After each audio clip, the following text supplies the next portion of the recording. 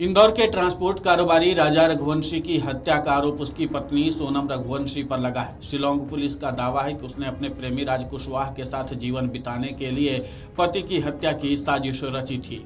मामले में सोनम और राज सहित 5 आरोपी गिरफ्तार हो चुके हैं और शिलांग पुलिस की रिमांड पर हैं। केस की जांच पड़ताल के लिए शिलांग पुलिस की एक टीम इंदौर में भी रुकी है। पुलिस की पड़ताल में एक बड़ा खुलासा हुआ है।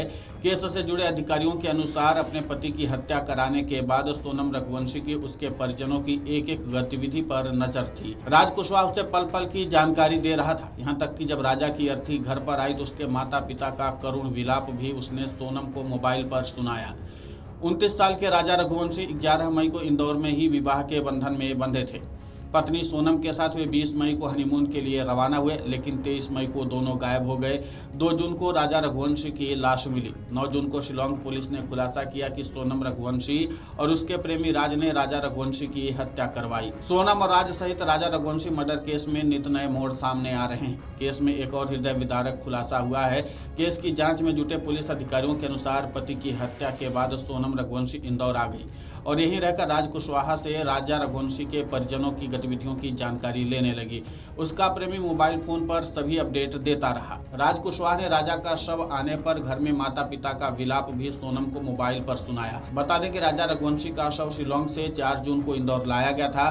तब राज कुशवाहा का भेद नहीं खुला था। राजा रघुवंशी के अंतिम संस्कार के लिए उसने ही कफन फूल आदि की व्यवस्था की थी। एक और वो राजा के परिजनों को ढाढ़स बंधा रहा था, दूसरी ओर सोनम को मोबाइल पर कॉल कर उनकी हर गतिविधि के बारे में बता रहा था। अंतिम संस्कार के समय का उसका एक सीसीटीवी फुटेज भी सामने आया है।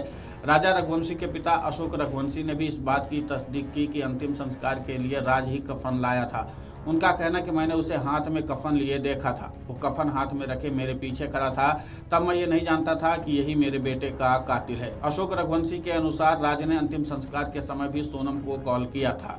वो उसे पल पल की जानकारी दे रहा था। राजा रघुवंशी की मां उमा रघुवंशी ने भी राज कुशवाहा के उस दिन की गतिविधियां बताई। उन्होंने कहा कि कफन का सफेद कपड़ा उसके हाथ में रखा था। बाद में मैंने वीडियो देखा तो उसे पहचान लिया। राजा रघुवंशी और सोनम रघुवंशी शादी के बाद हनीमून के लिए कामाख्या दर्शन को 20 मई को इंदौर से बेंगलुरु और फिर असम के गुवाहाटी पहुंचे थे। 22 मई को शिलांग के सिपारा होम स्टे में रुके। 23 मई को पत्नी सोनम रघुवंशी और उसके 3 साथियों ने राजा की हत्या कर उसे खाई में फेंक दिया था। और 8 और 9 जून को सोनम रघुवंशी और उसके आशिक राज कुशवाहा व 3 अन्य आरोपी युवकों विशाल चौहान, आकाश राजपूत और आनंद कुर्मी को गिरफ्तार कर पूरी साजिश का खुलासा कर दिया। आपको बता दें कि राजा रघुवंशी हत्याकांड में गिरफ्तार सोनम और राज को शनिवार को शिलांग कोर्ट में पेश किया गया। इस दौरान पुलिस की ओर से दोनों आरोपियों की रिमांड की मांग नहीं की गई। इसके चलते कोर्ट ने उन्हें 13 दिन की न्यायिक हिरासत में भेज दिया। इससे पहले 19 जून को हत्याकांड में शामिल सभी 5 आरोपियों को रिमांड पूरी होने के बाद कोर्ट में पेश किया गया था। इस दौरान कोर्ट ने सोनम और राज की रिमांड 2 दिन के लिए बढ़ाई थी और 3 आरोपियों को न्यायिक हिरासत में जेल भेजने के आदेश दिए थे।